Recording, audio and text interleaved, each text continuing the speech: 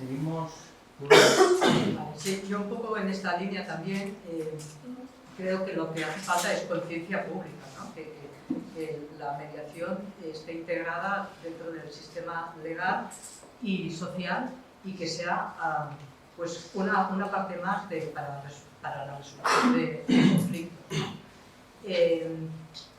Dándose a conocer y normalizándose, ¿no? Que la mediación es una vía, como dice Aida, también de fácil acceso, ¿no? Pero que todo el mundo tenga conocimiento realmente en qué consiste un proceso de mediación, ¿no? Porque muchas veces se desconoce realmente de qué se trata. Por ejemplo, yo en mi caso, en el ámbito comunitario y estando desde dentro de la policía, ¿no? Yo a veces me encuentro pues, gente que dice, sí, mediación, pero me solucionas tu problema, ¿no? Y entonces les explicas, no, esto no va por aquí, ¿no? La resolución del problema tiene que ser entre las partes, les explicas todo el proceso y realmente cada vez hay más conciencia, pero hay desconocimiento de lo que es un proceso de mediación. Gracias, Lourdes. Seguimos, Sheila. Yo sumo a lo que se está comentando. Yo creo que lo que dice Aida un poco es que se ha visto como una alternativa. Yo creo que la mediación se tendría que integrar en el continuum, ¿no? De justicia restaurativa. O sea, cómo a cada tipo de conflicto y de situación se le tendría que mirar qué tipo de respuesta, ¿no? qué tipo de metodología ayuda a resolver aquello. O sea, no es la panacea, la mediación, pero sí que es una de las vías para solucionar, depende de qué situaciones.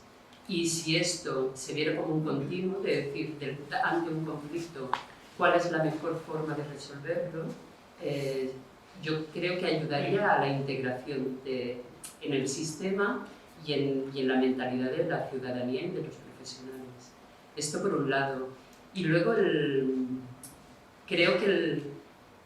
yo creo que quizá estoy muy enganchada últimamente en el tema este de la responsabilización, ¿no? De que cada uno tiene que responsabilizarse un poquito del lugar que ocupa y de lo que quiere, de lo que siente. Yo creo que actualmente hay muchos problemas debido a esto. Y me ha conectado también lo que comentabas, ¿no? Viene a que tú me soluciones, ¿no? Viene a que yo me solucione el problema. O sea, si la gente empieza a creer que lo que siente, lo que piensa, lo que necesita, eso tiene un valor, y responsabilizarse, de decir, yo intento solucionar y mi solución puede ser válida para mí, yo creo que también es el tema. Gracias, Sheila. Vamos a saltar al ámbito de salud, Sara. A ver, para aportar algo nuevo, porque estoy muy de acuerdo en ellos, en el ámbito de salud, para que sea una opción realmente, creo que tiene que introducirse dentro de sus protocolos de funcionamiento la opción de la mediación como una opción más cuando hay conflictos. En este ámbito pues está como muy regulado todo lo que es el acoso, digo entre profesionales, y el tratamiento de estas situaciones de violencia, de desigualdad, y ahora empieza a ser un poquito más conocido y se empieza a escribir y a marcar circuitos y protocolos para la gestión de conflictos. Y ahí es donde es importante empezar a introducir la mediación con letra grande. No, la mediación es una opción, no, está ahí. La otra cosa que me parece como muy fundamental es educar en esto a los profesionales y también dar esta información a los usuarios como un derecho que tienen entre sus derechos, porque normalmente no se explica, ¿no?, que tienen esta opción. Y creo que sí, también ahora en algunas facultades de enfermería, medicina ya no lo tengo tan claro, pero enfermería están más abiertas, empiezan a tener optativas y asignaturas de estas que creo que puede ayudar mucho. Y por último, creo que los que están dirigiendo estas organizaciones de salud se lo tienen que creer. Yo llevo ya muchos años en este ámbito y antes casi no se hablaba de esta opción. Era como la cosa, tener una unidad de mediación o un servicio de mediación, algo así muy rara. ahora se empiezan a pedir, pero no siempre se obtienen. De momento va como bien poner, porque se empieza a decir que una organización pues, saludable tiene que tener sus vías para gestionar los conflictos y, pues bueno, creo que los mediadores tenemos aquí que ser valientes y a las esferas superiores también decirles, oye, tú tienes que ser coherente, si esto lo quieres instaurar en tu organización, tienes que ser el primero, si tienes un conflicto. Yo por primera vez en muchísimos años me ha llegado una petición de un gerente para hacer mediación, pero en 20 años. Entonces, bueno, nunca es tarde. También acabo de conocer una gerente que es mediadora, que también es una buena noticia, así que... Saltem al bloc de família, Glòria. Sí. Bueno, pues yo soy mediadora también, pero me voy a centrar en el tema de la coordinación de parentalidad, que es en lo que en este momento estoy intervengo también como mediadora cuando me derivan desde los juzgados, mediaciones y sobre todo en el ámbito de la coordinación de parentalidad. A diferencia de la mediación, yo creo que la coordinación de parentalidad es una opción.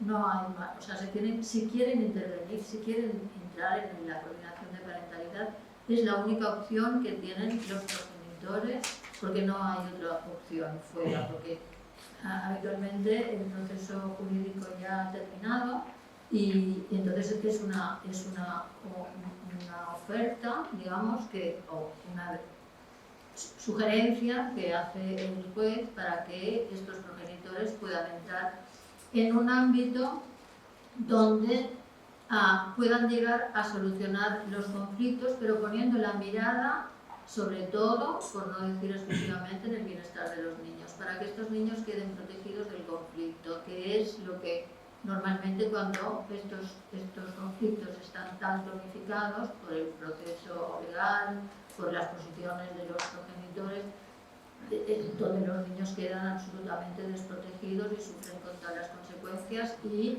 todos los estudios que se han publicado sobre los efectos a largo plazo, a medio y largo plazo de las consecuencias en los niños cuando están intervenidos por estos procesos conflictivos, bueno, pues es como para tenerlo en cuenta. Entonces, bueno, desde este punto de vista, yo creo que es la coordinación.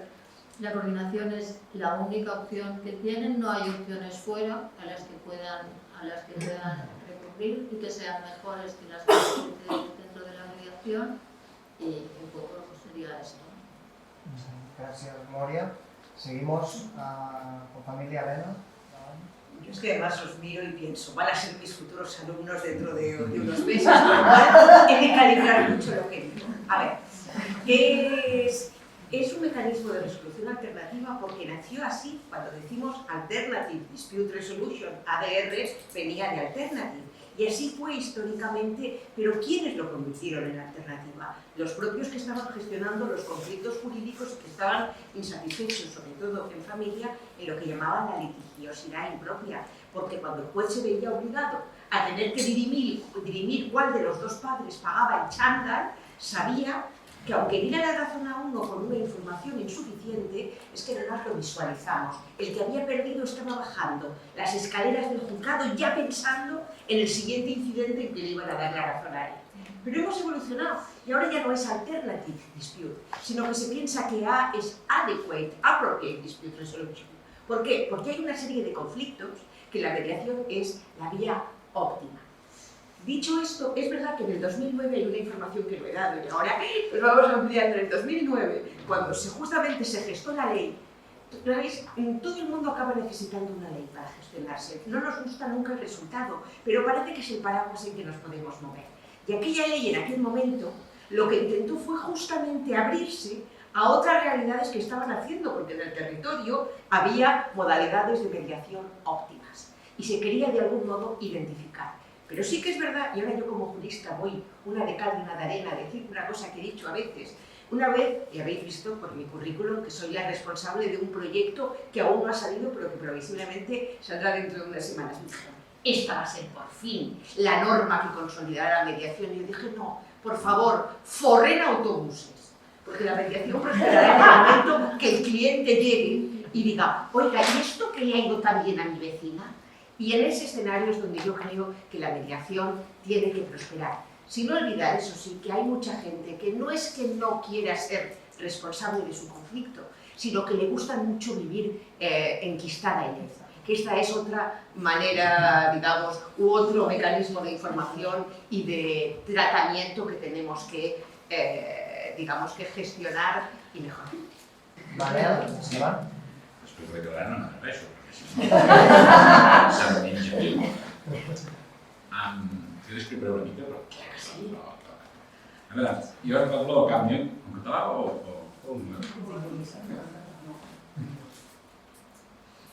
Perdó? No, jo vinc del camp d'empresa familiar, per tant és un camp molt específic i no és alternativa. Oblidem-se, la paraula alternativa no existeix, l'empresa familiar no va als tribunals. Dos germans que se treballen en una empresa, anar als tribunals és l'últim que farien sempre. Per tant és una opció. És una opció, però sí que és veritat que no té molt recorregut perquè no hi ha un reconeixement social.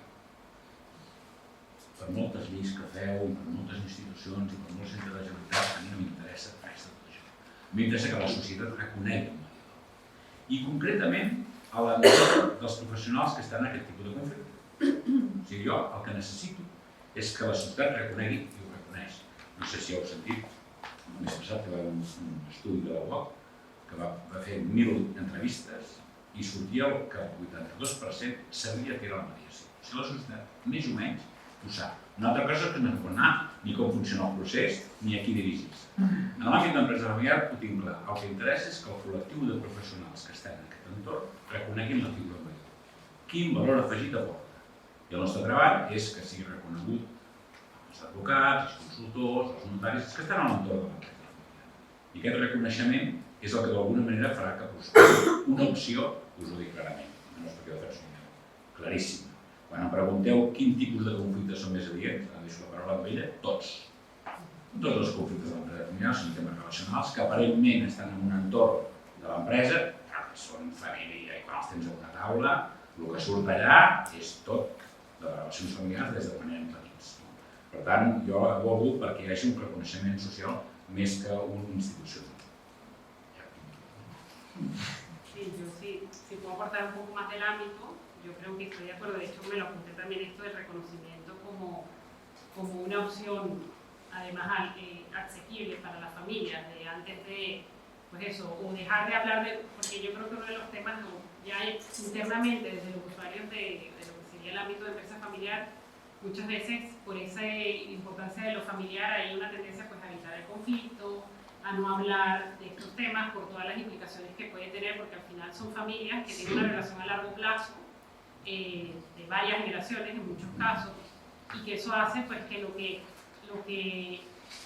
digamos, tengamos que resolver ahora luego puede tener un impacto no solamente a nivel personal y emocional, sino también económico. Entonces, claro, son relaciones como muy complejas donde se van superponiendo como diferentes intereses que en algunos casos pueden estar incluso contrapuestos, y justamente aquí la mediación es muy útil para poder clarificar y poder entender que esos intereses también al fondo pues pueden ser un terreno común para todos, ¿no? O sea, en el fondo pues hay personas que desempeñan un rol más desde lo empresarial y piensan que a lo mejor eso tiene más peso que lo familiar, pero luego la relación familiar también es como lo que engrasa o lo que permite que esa empresa continúe a largo plazo por el afecto, por la confianza. Entonces, en la mediación sí que permite un poco que haya ese reconocimiento de los intereses, y luego también yo creo que esto que comentaba Manuel es importante porque yo siempre, claro, cuando empecé en este campo, o sea, como decía ella, yo soy psicóloga, vine a estudiar aquí terapia familiar sistémica y empecé a trabajar en un equipo que se definía y se define como de consultoría de empresa familiar. Y siempre fue muy disruptivo, además lo hacía en un centro de abogados, que todas las reuniones siempre había reuniones individuales, pero la mayoría de las reuniones siempre son con todo el grupo familiar.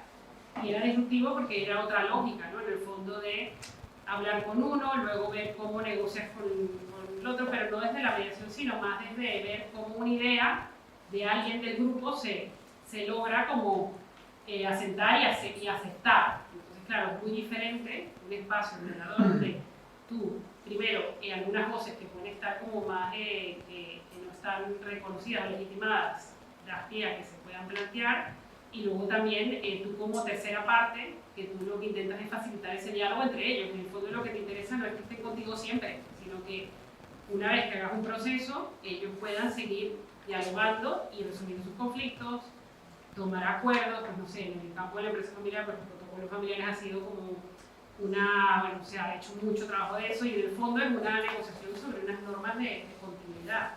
Entonces, bueno, yo creo que esta parte de trabajar desde la mediación, más luego todos los profesionales que intervienen, es un reto importante y hay un campo para mí muy bueno para la aplicación de la mediación, precisamente para poder facilitar que estas familias pues, a largo plazo no mantengan sus relaciones familiares y emocionalmente pues, el tener una empresa familiar no les suponga un coste tan alto individualmente o relacionalmente que luego pues, terminen cerrando sus empresas con toda la destrucción que se genera a nivel económico. Vamos a saltar de ámbito, Jordi, internacional. Bueno, brevemente, no podré explicar, digamos, todos los ámbitos porque cuando hablamos de internacional muchas veces pensamos en las relaciones entre los estados, que es la relación, digamos, tradicional o básicas, ¿no? Donde se producen los conflictos entre los estados. Y eso es parte, digamos, del ámbito internacional, pero hoy en día el ámbito internacional lo imprime todo, prácticamente, ¿no? La presencia de hoy nuestra aquí ya es una muestra, ¿no? En la universidad hay relaciones internacionales, en el comercio de relaciones internacionales, en la familia de relaciones internacionales, familias mixtas, familias de diferentes nacionalidades. Por lo tanto, el ámbito internacional lo ha imprimido todo, en el ámbito público, pero también en el ámbito privado, el ámbito civil, el ámbito familiar, el ámbito comercial, el ámbito de la relación entre organizaciones y empresas multinacionales, hasta, evidentemente, los estados.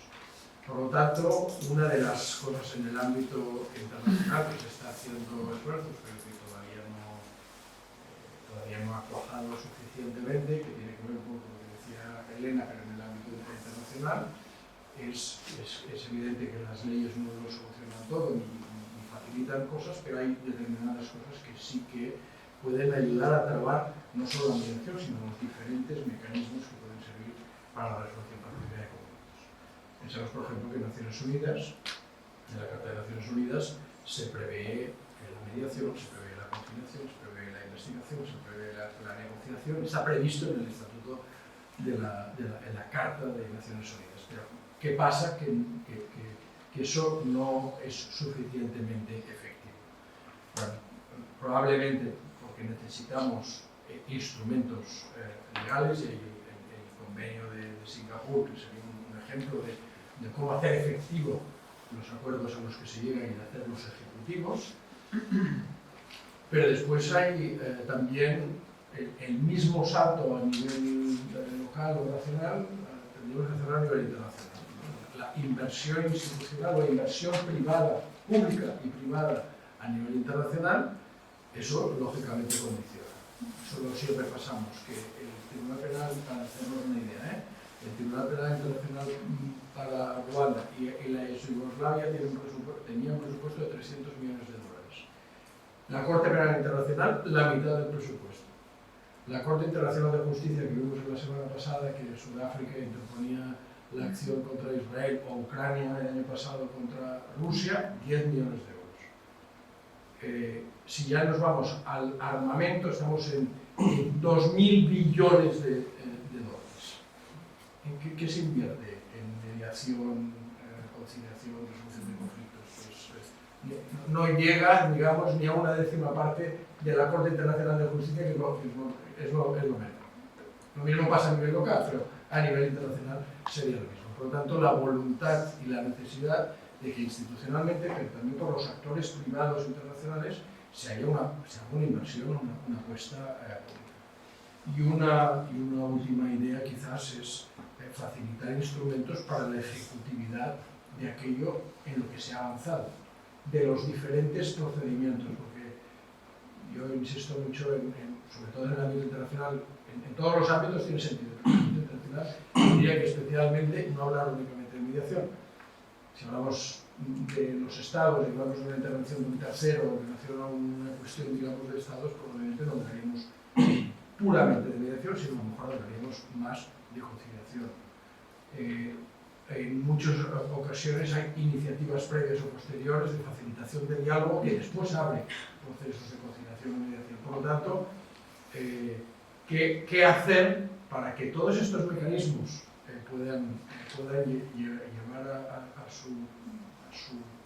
a su fin, pero a la vez facilitar a nivel internacional mecanismos que hagan ejecutable aquello que se avanzó, porque si no se convierten pues, en cuestiones declarativas que vemos que después se traducen en millones de víctimas mortales, en millones de víctimas lesionadas, en países destrozados, en comunidades destrozadas, en violaciones sistemáticas de derechos humanos, a pesar de que muchos de estos conflictos internacionales, y sigo quizás, y por eso acabo con el ejemplo, explosionan después de haberse producido un acuerdo de paz.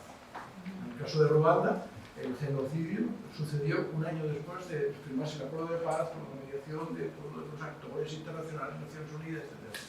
Bueno, pues alguna cosa ha fallado, ¿no?